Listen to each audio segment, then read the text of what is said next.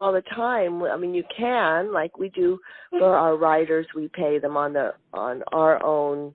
We pay them a check and then make the payments to the WGA directly. But once you're going, I mean, if you've got a payroll company, which Universal did, and we were always trying to build it, and again, there's that battle between corporate who says, you guys need to, we can service payroll. We're a major studio. We can service payroll, and the production people saying, no, you don't respond fast enough. Right. So do you we had the same thing happen with accounts payable, which is simpler. Will corporate AP turn around a check as fast as a guy who's got their own checkbook sitting on their computer? Right. Right. So do you ever see this in the future, like companies taking this in-house, or do you still think they're continuing to use these entertainment payroll companies? I think corporate will always push to try to get it in-house, and I think the best bet for that happening is a mid-level production company where their focus is primarily production,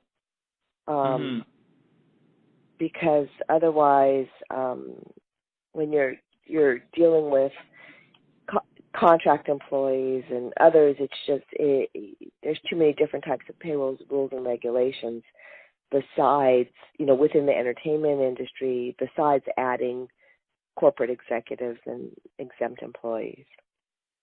Right. Right. So for the mid-level, right. For the mid-level, they'll likely just outsource it to a payroll company. Yeah. Right. Got it. Well, yeah, and I think large companies will ultimately end up with it. It's just a battle of what you can get your production people to live with, right? Or what they'll accept versus what they want. Got it. It makes sense.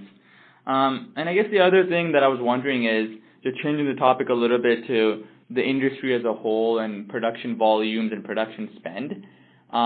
Over the next 5 years or so, how do you expect production spend to change, whether that's across TV or across movies?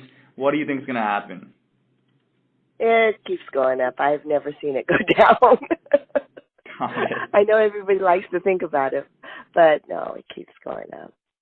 Right. And why is that? And why do you think it'll go up over the next few years?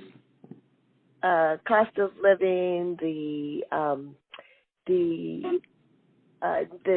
special effects, the people demand better quality. If they're going to go to the movies to see it, it's just become more and more. Unless they can figure out a real cheap way to do the VFX and get the companies to accept it, it's right. The costs continue going up. I mean, I've always seen it go up, and I've been so surprised because it's like I as an accountant, I'm always trying to, can't we do this for less? But it just keeps getting bigger and bigger.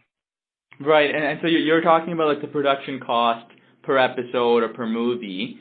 What about as an industry as a whole? Like when I think about the volume of productions, like in terms of the number of TV shows or the number of movies being released, how do you expect that to change over the next few years? Well, if our company is any indicator, we've cut back because you can't run the big staff and when you're hit and miss on your hits. But I don't know. I'd like to see it grow. I'd like to see television grow.